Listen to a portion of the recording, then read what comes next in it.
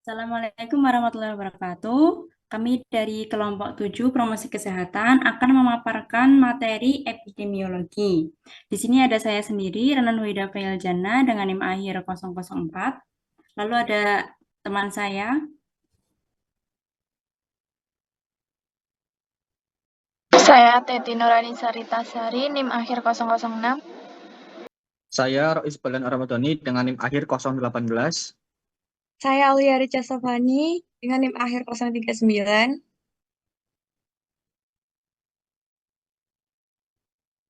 Next. Definisi. Nah, yang pertama, apa itu epidemiologi? Epidemiologi adalah ilmu yang mempelajari distribusi dan faktor penyebab penyakit dalam populasi serta penerapannya untuk pencegahan, pengendalian, dan perencanaan program kesehatan masyarakat. Next.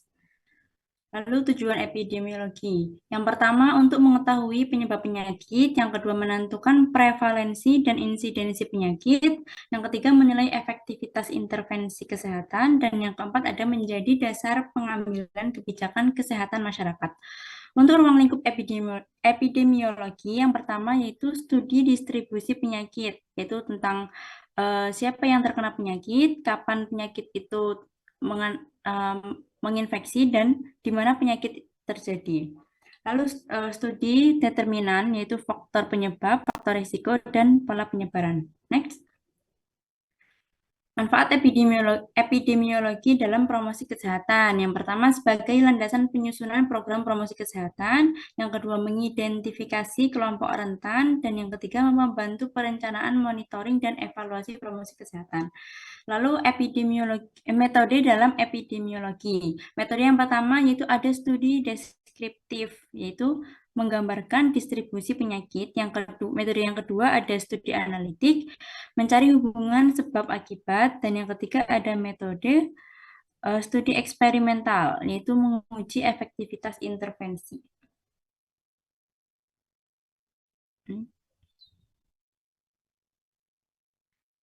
Penggunaan data epidemiologi.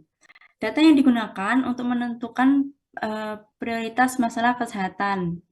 Lalu yang kedua ada membantu dalam advokasi kebijakan kesehatan. Dan yang ketiga ada dasar penyusunan program pencegahan dan promosi kesehatan. Peran epidemiologi dalam promosi kesehatan. Yang pertama, untuk memberikan bukti ilmiah untuk promosi kesehatan. Lalu untuk menentukan strategi intervensi yang tepat. Dan yang ketiga ada evaluasi hasil program promosi kesehatan.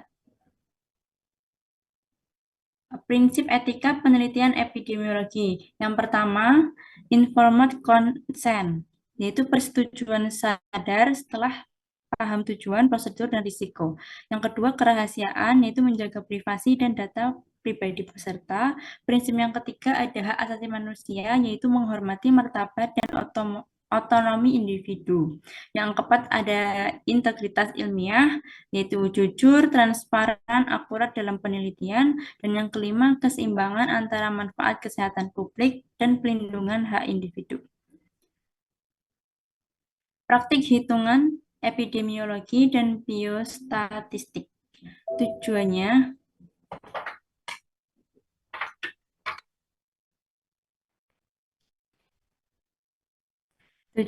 yaitu untuk menganalisis data kesehatan, ukur frekuensi penyakit, hubungan paparan dan luaran, uji hipotesis.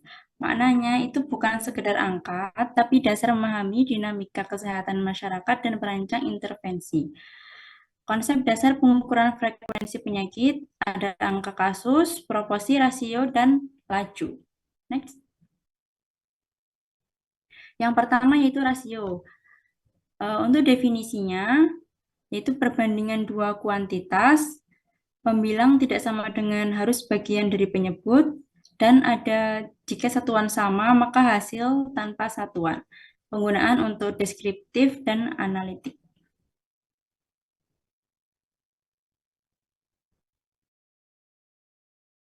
Oke, selanjutnya yang kedua ada proporsi. Untuk definisinya sendiri yaitu bentuk khusus dari rasio. Pembilang harus sama dengan bagian dari penyebut, terus menunjukkan bagian dari keseluruhan. Untuk rumusnya bisa dilihat sendiri ini.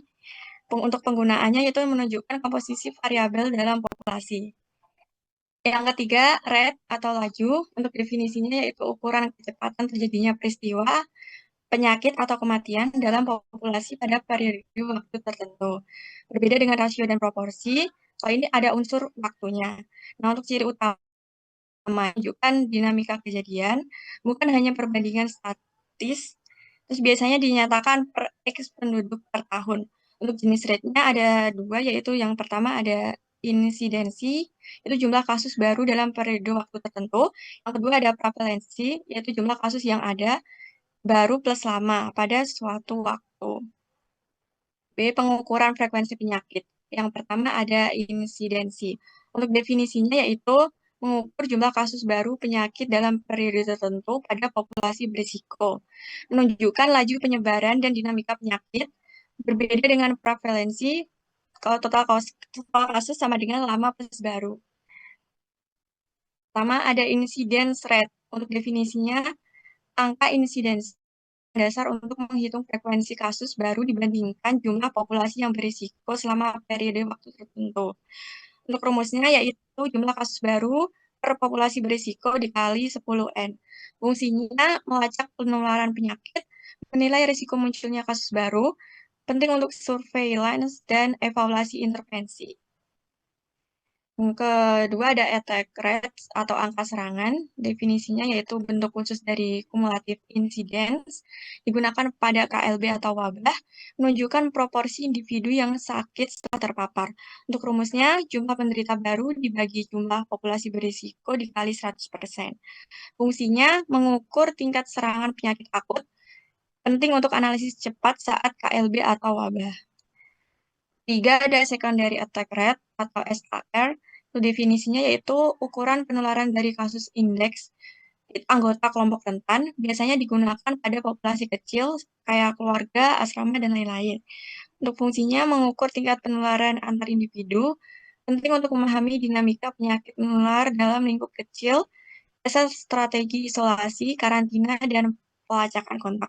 Untuk rumusnya yaitu jumlah kasus baru pada serangan kedua dibagi jumlah kontak rentan dikali 100%. Oke, pengukuran frekuensi penyakit. Yang kedua itu prevalensi. Untuk definisinya yaitu mengukur semua kasus baru plus lama dalam suatu populasi pada periode atau titik waktu tertentu. Memberikan gambaran beban total penyakit dalam masyarakat, penting untuk penyakit kronis yang berlangsung lama. Untuk implikasinya, penyakit kronis itu durasi lama, misalnya diabetes, HIV, dan AIDS, prevalensinya tetap tinggi meski insidensinya rendah. Untuk penyakit akut atau durasi singkat itu prevalensi rendah meski insidensi tinggi. Untuk rumusnya P sama dengan I kali D. I yaitu insidensi dan D itu durasi penyakit. Lalu selanjutnya ada angka prevalensi periode, yaitu menghitung jumlah total penderita kasus lama dan baru yang tercatat selama suatu periode tertentu dibagi dengan jumlah populasi pada pertengahan periode tersebut dikali dengan 100%. Fungsinya untuk menggambarkan tingkat keberadaan dan distribusi penyakit, menjadi indikator untuk alokasi sumber daya kesehatan dan membantu memahami beban penyakit kronis. Next. Lalu ada angka prevalensi point, yaitu menghitung seluruh penderita lama plus baru pada suatu titik waktu tertentu dan dibagi jumlah penduduk saat itu. Fungsinya untuk menunjukkan beban penyakit total, menjadi dasar perencanaan layanan kesehatan jangka panjang, dan penting untuk alokasi sumber daya, rehabilitasi, dan dukungan pasien.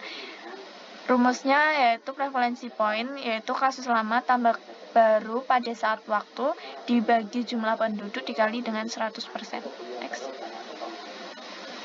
Lalu ada pengukuran asosiasi, yaitu ukuran asosiasi merupakan salah satu konsep penting dalam epidemiologi karena berfungsi untuk menunjukkan seberapa erat hubungan antara suatu paparan exposure dengan kejadian penyakit, yaitu outcome. Melalui ukuran ini, penelitian dapat mengetahui kekuatan serta arah hubungan antara faktor risiko dengan timbulnya penyakit, baik dalam bentuk peningkatan maupun penurunan risiko. Next. Untuk risiko relatif atau RR yaitu membandingkan insidensi penyakit pada kelompok terpapar dengan tidak terpapar. Umumnya digunakan dalam studi cohort. Fungsinya untuk identifikasi faktor risiko, estimasi beban penyakit, dan dasar perencanaan intervensi pencegahan. Rumusnya yaitu insidensi pada terpapar dibagi dengan insidensi pada tidak terpapar. Next.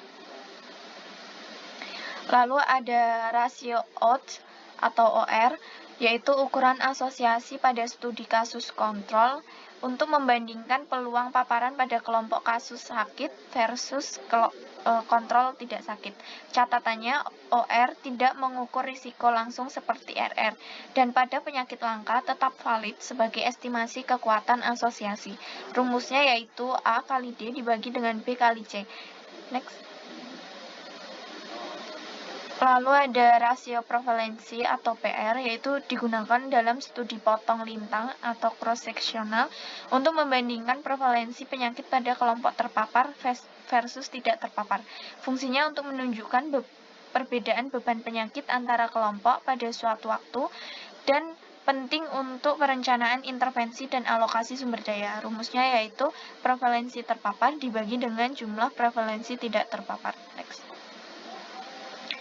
Lalu ada biostatistik dalam epidemiologi, yaitu merupakan cabang ilmu statistik yang secara khusus diaplikasikan dalam bidang kesehatan, kedokteran, dan penelitian biomedis.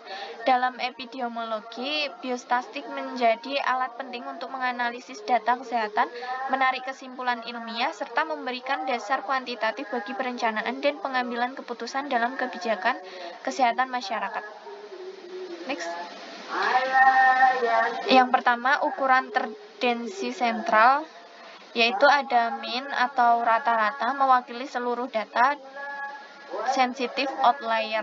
Lalu ada median, yaitu nilai tengah, tahan outlier, cocok untuk data tidak simetris. Lalu yang ketiga ada modus, nilai yang paling sering muncul, berguna untuk data kategorik. Lalu ada ukuran dispersi, range-nya nilai max kurang min sampai min, varians rata-rata kuadrat deviasi dari min. Standar deviasi atau SD, akar varians menunjukkan sebaran data. Lalu ada interquartile range atau EQR, Q3 sampai Q1, cocok untuk data dengan outlier. Next. Lalu ada pengujian hipotesis. Pengujian hipotesis adalah metode statistik untuk membuat keputusan tentang karakteristik populasi berdasarkan data sampel. Prosedurnya melibatkan beberapa tahapan antara lain. Yang pertama, merumuskan hipotesis nol dan hipotesis alternatif. Tidak ada perbedaan atau hubungan. Lalu yang kedua, menentukan tingkat signifikan. Yang ketiga, pilih uji statik. Yang keempat, bandingkan p-value dengan alpha. Dan yang kelima, simpulkan hasil sesuai tujuan penelitian. Next. Lalu ada sumber data morbiditas dan mortalitas. Dalam ilmu epidemiologi, data merupakan elemen yang sangat penting ibarat nafas yang membuat disiplin ini mampu bekerja. Tanpa adanya data, epidemiologi tidak dapat menganalisis maupun menanggapi masalah kesehatan yang terjadi di masyarakat. Dua indikator utama yang menjadi dasar dalam pengumpulan data epidemiologi adalah morbiditas dan mortalitas. Morbiditas yaitu gambaran jumlah individu dalam suatu populasi yang mengalami penyakit atau gangguan kesehatan. Lalu mortalitas yaitu jumlah kematian dalam suatu populasi tertentu yang sering dijadikan indikator penting dalam menilai status kesehatan masyarakat. Next. Lalu ada sumber data morbiditas, yaitu fasilitas kesehatan atau puskesmas atau rumah sakit. Data administrasi kependudukan, penyakit, dan pelayanan. Survei epidemiologi, ada Riskesdas, surveillance COVID-19. Di sini kuesioner, wawancara, dan observasi. Lalu yang ketiga ada sistem surveillance terpadu atau STP, terdapat di puskesmas, hipertensi, rumah sakit, yaitu TBC, difteri, dan campak, lalu di lab dan SKDR. Lalu ada sumber data mortalitas. Di sini ada registrasi vital, yaitu ideal, tapi di Indonesia masih terbatas. Yang kedua ada sensus dan survei penduduk, yaitu periodik, bisa langsung atau tidak langsung. Dan yang ketiga ada rumah sakit dan laporan KLB, catatan rawat inap, dan pemeriksaan lab. Next. Selanjutnya ada tantangan data di Indonesia. Yang pertama ada keterbatasan data morbiditas, yaitu masih banyak daerah yang tidak memiliki data epidemiologi akurat. Hal ini berdampak pada sulitnya menghitung kebutuhan obat, merancang program kesehatan, maupun menentukan kelompok paling rentan. Lalu yang kedua ada keterbatasan data mortalitas. Pencatatan kematian di Indonesia belum menjangkau seluruh wilayah. Banyak masyarakat lebih memilih melaporkan kematian ke lembaga adat atau agama dibanding ke lembaga resmi.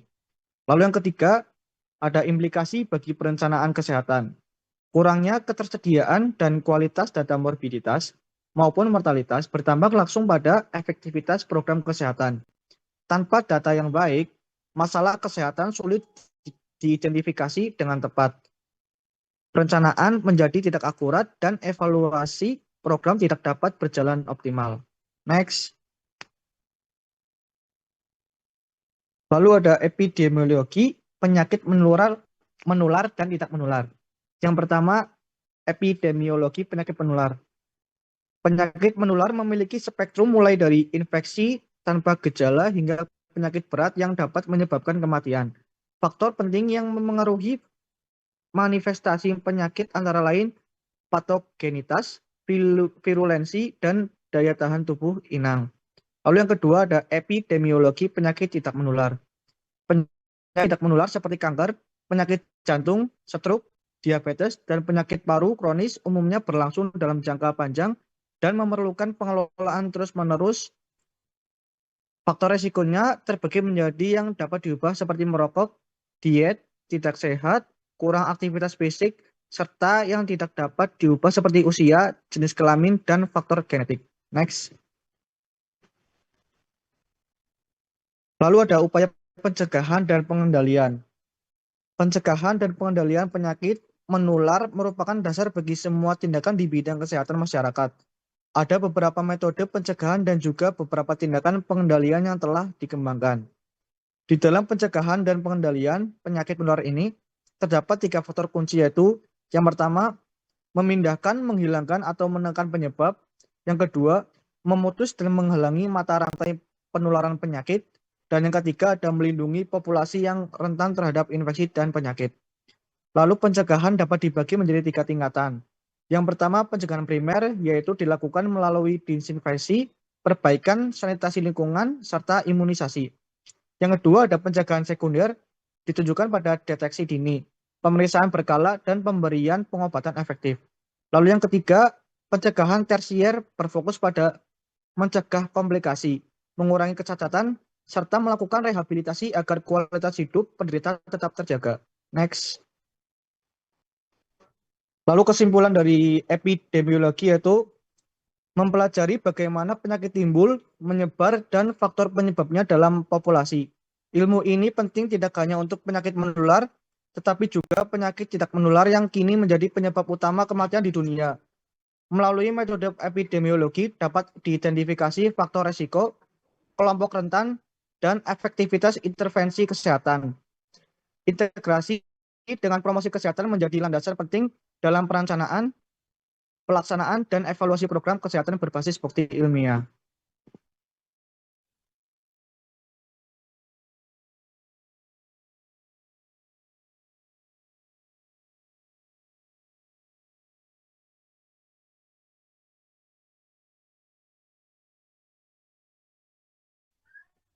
Sekian yang dapat disampaikan oleh kelompok kami. Bila ada kekurangan atau kesalahan, mohon dimaafkan. Wassalamualaikum warahmatullahi wabarakatuh.